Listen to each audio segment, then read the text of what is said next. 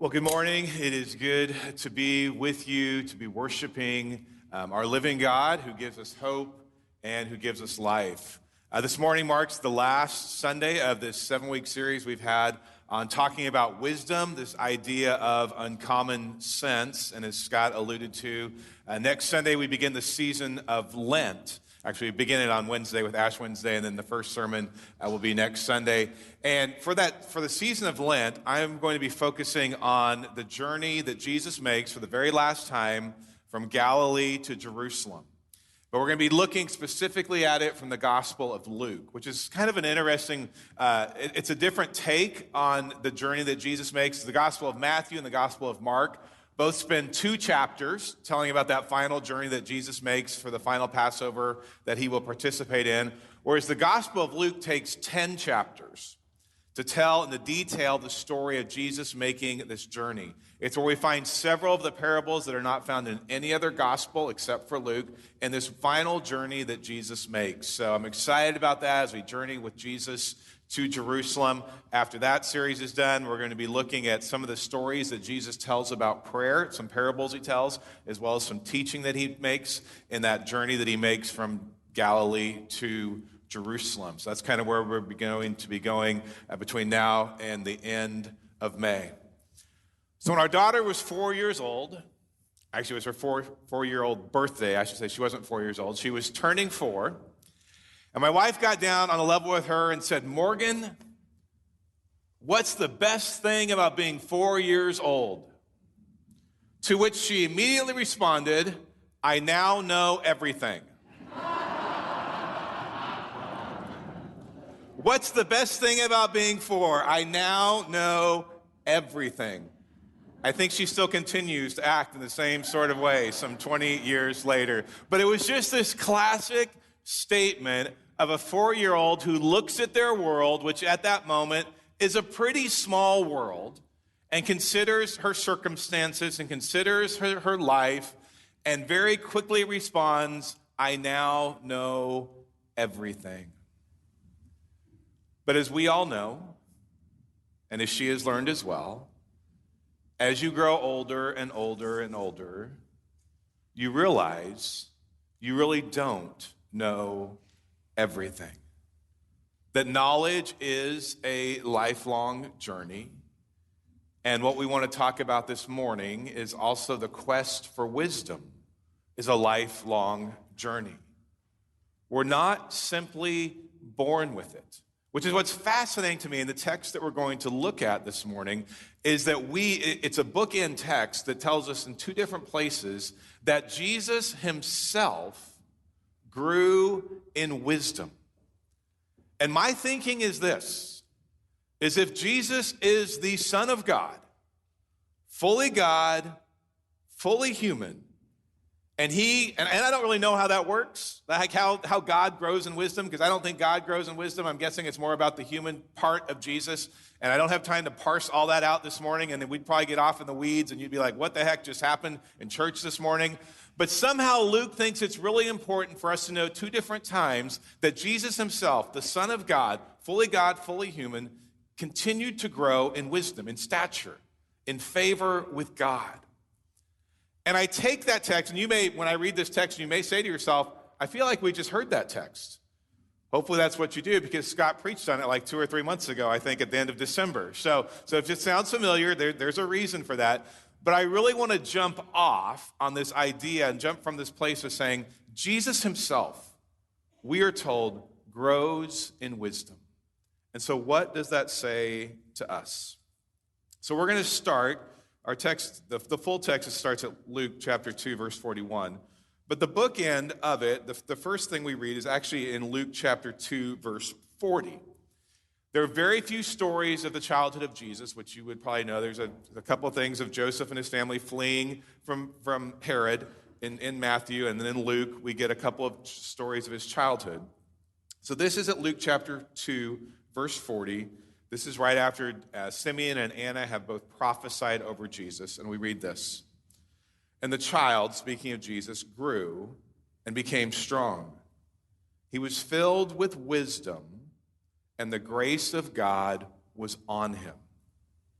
Okay, So let me set the scene now. Some 11 years later, when Jesus is 12 years old, his parents make their way to Jerusalem for the Passover.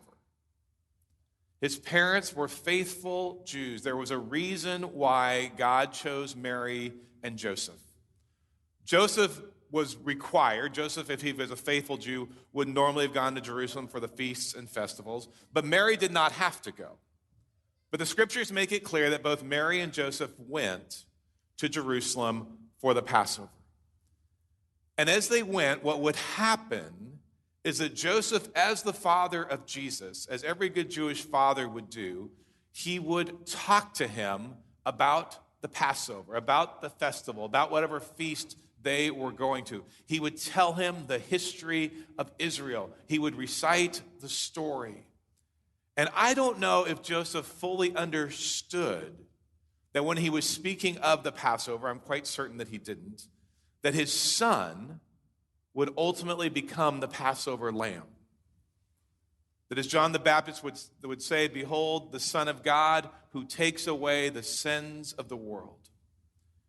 So this is the context now. Joseph and Mary making their way to Jerusalem with Jesus. Verse 41 of Luke chapter 2. Every year, Jesus' parents went to Jerusalem for the festival of the Passover. When he was 12 years old, they went up to the festival according to the custom. After the festival was over, while his parents were returning home, the boy Jesus stayed behind in Jerusalem, but they were unaware of it. Thinking he was in their company, they traveled on for a day.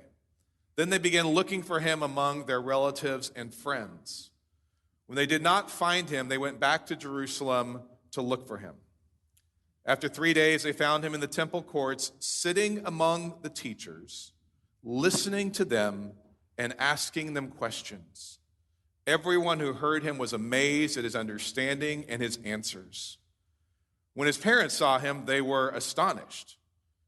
His mother said to him, "Son, why have you treated us like this? Your father and I have been anxiously searching for you." "Why were you searching for me?" he asked. "Didn't you know I had to be in my father's house?" But they did not understand what he was saying to them. Then he went down to Nazareth with them and was obedient to them. But his mother treasured all these things in her heart. And Jesus grew in wisdom and stature and in favor with God and man. So Jesus is 12 years old. He's about to become an adult. This is, if you have friends that are Jewish, this is the year right before his bar mitzvah. And the idea that he becomes the word bar mitzvah, two different words, bar meaning son, mitzvah meaning commandment. He becomes a son of the commandments. The yoke of the law would be placed upon him the very next year. But up until that time, he travels with his parents. He hears the stories. He hears of the faithfulness and the wonder of God. So there's 3 questions I want to ask this morning that you do not have to answer out loud, but I want you to think about. I'm going to kind of frame my sermon. I know for all of you 3-point sermon people, you're like, finally, Paul gives us a very specific 3-point sermon, right? So I know that there are those of you who are out there, and so we'll see if I can stick to 3 points. That may be the harder thing for me. But I want to basically ask 3 questions based on the narrative and the story that we just read. The first question is this, and as that relates to wisdom. The first question is this: who do you sit with? Because Jesus, we're going to hear, or as we heard, was sitting amongst the teachers. Who do you sit with? What is your posture? I'll come back and talk about that a little bit more. And the third one is this, are you staying close to Jesus? Because I think if we are going to grow in wisdom, these 3 questions matter. So first of all, who do we sit with? Well, let's think about who Jesus was sitting with. Here you have the Son of God at 12 years old. Now imagine this, a 12-year-old sitting amongst the elders, the leaders of the church, asking them questions, listening for their answers, learning what it is to be wise. Who is in your circle? You recall last week, if you were here, if you watched online, I said we have to be careful of sitting where? In the seat of whom? Scoffers, right? Do not sit in the seat of scoffers. That's God's direct word to me, by the way, okay? He may not be saying it to you, but we have to be careful of that, of sarcasm and cynicism and everything else. And Jesus at age 12 is modeling for us where it is that we need to sit, where it is that he was sitting amongst the wise, amongst the teachers of the law, amongst those who had been there and done that. And he was learning from them. And how does Jesus learn? How do good Jewish teachers teach? Well, if you watch the life of Jesus, you know one of the ways in which he taught was by asking questions. Right?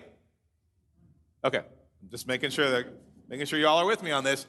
Jesus was confounding because remember they would the Pharisees, the religious rulers would ask him questions and he'd just come back with another question. What are the very first words that Jesus speaks in the Gospel of Luke? They're in the form of guess what? You're like, oh, I really want to say question, but I'm afraid that I'm going to be wrong. They are in the form of a question. He asked them both in this lesson that we had this morning when his parents show up. He asks, why are you looking for me? Didn't you know I had to be in my Father's house? And I always wonder, as a 12-year-old boy, what the intonation of his voice was when he asked those questions of his parents. Because I know what I was like when I was a 12-year-old child, okay? So I'm just kind of curious what that sounded like. But for Jesus, he sits amongst the wise. Proverbs 13, verse 20 says this, walk with the wise and become wise, for a companion of fools suffers harm. We need one another. We had our elder retreat yesterday here at the church, which was awesome, and we have a great group of elders who have so much wisdom and so much discernment, and it's so great to sit in their midst and to talk about mission, to talk about ministry, to talk about the future of La Jolla Presbyterian Church, and I'm so grateful that I have the privilege to sit with them, to learn and to listen and to ask questions. So as we grow in wisdom, if we want to grow in wisdom, we need to think about who's in our circle.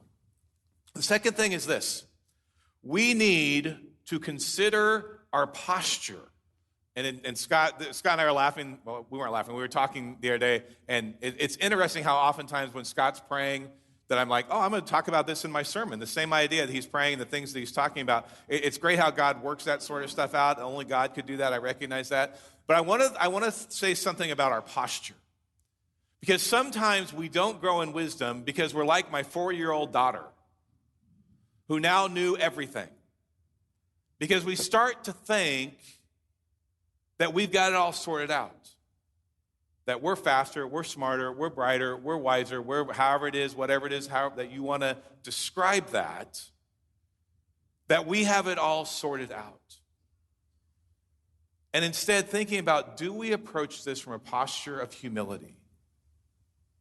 The bigger question, am I teachable? Because this is a part of our problem. We learn how to navigate life. We think we've kind of got it all sorted out. And then we get to this place where we're not as teachable as we ought to be.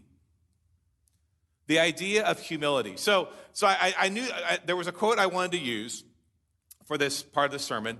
And this is the great thing about Google and the internet search and all this other sort of stuff. The quote was basically this. What we want to be about is thinking, I got to make sure I say this right now. Don't think less of here we go. This is why I had to look it up. Don't think less of yourself. Think of yourself less. Okay, don't think less. Like humility is not thinking less of yourself. It's about thinking about yourself less. Are you all with me on this? Are you with me on this? So I'm like, I know C.S. Lewis wrote this quote, okay? I was just like, I don't know what book it's in, but I remember, I read somewhere that C.S. Lewis said, don't think of yourself less, just think about yourself less. So I'm like, I Google search it, right? It's not C.S. Lewis. This is always a great moment for a pastor. I've been for years and years and years saying, C.S. Lewis wrote this. I'm not sure where he wrote it, but here's the quote. I'm like, well, dang it, who wrote this quote?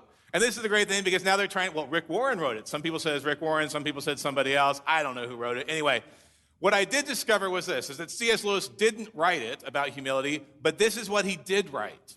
And so I love it. I mean, it's a little longer than the quote that I was going to share, but he's talking about humility. So here's what he said. Do not imagine that if you meet a really humble man, he will be what most people call humble nowadays. He will not be a sort of greasy schmarmy. I'm so glad, I don't ever get to use the word schmarmy. It's such a great word. Schmarmy person who is always telling you that, of course, he is nobody. Probably, you will think about him is that he seemed a cheerful, intelligent chap who took a real interest in what you said to him. If you do dislike him, it will be because you feel a little envious of anyone who seems to enjoy life so easily. He will not be thinking about humility. He will not be thinking about himself at all. If anyone would like to acquire humility, I think, tell them the first step. The first step is to realize that one is proud. And a biggish step, too. At least nothing whatever can be done before it. If you think you are not conceited, it means you are very conceited indeed. Isn't that great? That's so much better than, hey, just don't think less of yourself, think about yourself less. I mean, that's why I love C.S. Lewis, and this is from Mere Christianity, okay? I actually made sure that this is a legit quote of C.S. Lewis. But I love that idea of saying, our posture must be one of humility. That if we are going to be teachable, that if we are going to grow in wisdom,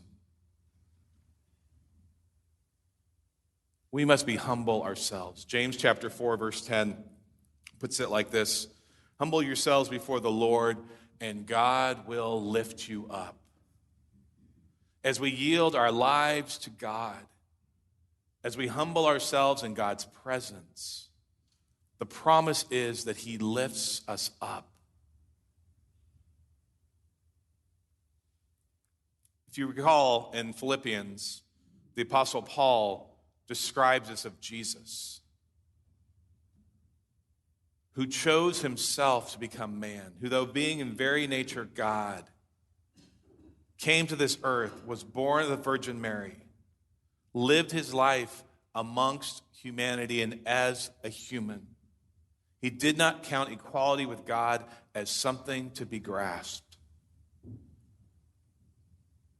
And he grew in wisdom. And he humbled himself to God's plan. And if we are to grow in wisdom, we must learn the posture of humility, of recognizing that we don't have it all figured out. We must ask ourselves this very hard question. Am I teachable? Can God do the work in me that needs to be done? Okay, who's in our circle? What's our posture like? The final question is this. Are we sticking close to Jesus? Are we sticking close to God, who is the source of all wisdom? Because let's face it, this life, this world, it's a difficult place. That's where wisdom comes in. It's not knowledge. It's knowing how to navigate those things that there are no rules for, that there are no guidelines for, that there are no precepts for. And the only way we're going to get to that place is to be close to Jesus. So there is a refrain in Luke chapter 2 as well. We saw it in verse 51, Luke 2:51. Then Jesus went down to Nazareth with his parents and was obedient to them, but his mother treasured all these things. She treasured all these things in her heart. Now, does that sound familiar? Like we've heard that word before, that phrase before, right? You're like, yeah, I think it sounds like Christmas, right? Luke chapter 2, verse 19, we've seen the same concept before. After the arrival of the shepherds and everyone and everything's going on and all the proclamation of the angels and all this sort of stuff, Luke 2, chapter 19, but Mary treasured up all these things and pondered them in her heart. To treasure means to value. To treasure, you remember Jesus says, where your treasure is, there your heart will be also. Your heart follows what you treasure, what you value. And Mary treasured these things. And she spent time with her son. And she stuck close to him even after he ascended into heaven through the crucifixion, and then as he ascends to heaven and after he ascends to heaven. And this is what we read in Acts chapter 1. Jesus has ascended to heaven. The disciples and others are gathered, and we read this. They all joined together constantly in prayer along with the women and Mary, the mother of Jesus, and with his brothers. Even in the end, after her son has ascended to heaven, she's still sticking close to her community. We are not going to grow wise by being aloof from God. God is the giver of wisdom. And if we believe that we want to grow in wisdom, we must stay close to God. Because here's what's going to happen. Troubles are going to come. Jesus did not say, if you love me with all that you are, you will have no trouble. If only Jesus had said that, that would be awesome. But it's not what he said. He actually said, trouble will have a way of finding you. You don't even need to seek out your own trouble, although some of us like to do that. But trouble has a good way of just finding us. So troubles and trials will come our way, as we all know. But in sticking close to God and sticking close to Jesus, I want to share one more text, and I think it's a text that is very appropriate for the world in which we're living, for the terribleness that we are watching and experiencing. James says this in chapter 1, verse 2. Consider it pure joy, my brothers and sisters, whenever you face trials of many kinds, because you know that the testing of your faith, the testing of our faith, produces perseverance. Let perseverance finish its work, so that you may be mature and complete, not lacking anything. And then this line, if any of you lacks wisdom, you should ask God, who gives generously to all without finding fault, and it will be given you.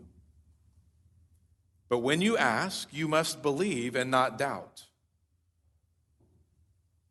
Because the one who doubts is like a wave of the sea blown and tossed by the wind.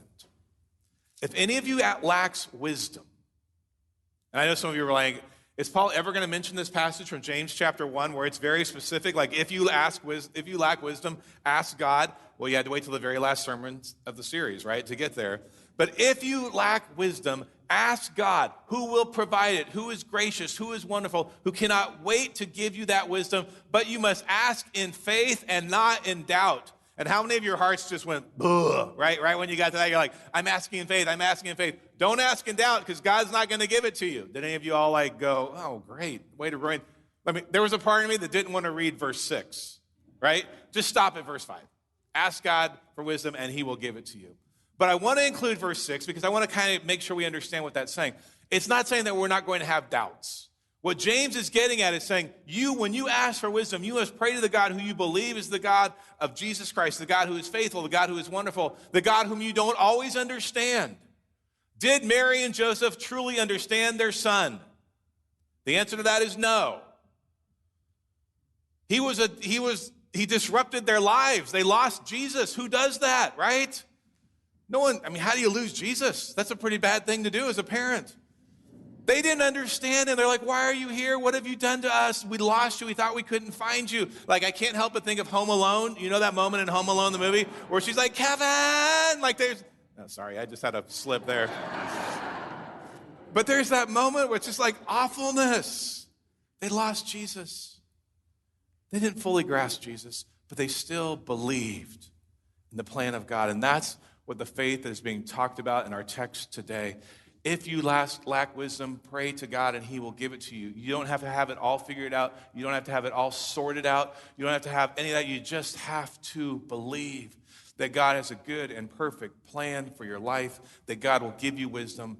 And my friends, we need to be praying for wisdom today. Because what we have witnessed this last week has been terrible.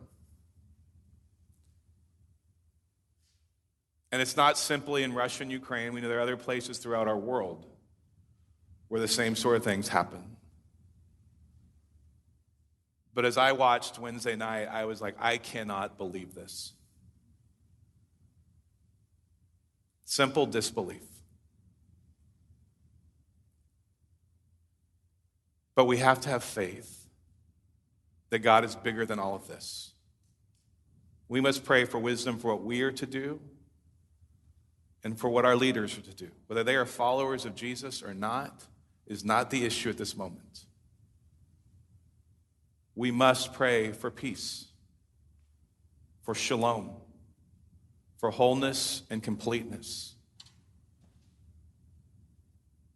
That needs to be at the center of our prayers. We need to ask God to give us wisdom, to know what we are to do, and to know what others are to do, and to trust that God is still Emmanuel, God with us. Pray with me, please. O Lord, you are good. Your love endures forever. Your world is a broken world of which we are very aware. We knew that before last week. But we are to be people of goodness and grace and mercy. We are to grow in wisdom, just as Jesus grew in wisdom. So, Lord, teach us and show us how to do that. May we approach that with humility. May we surround ourselves with wise people. May we stick close to you. We pray and ask in your Son's name, O Lord. Amen.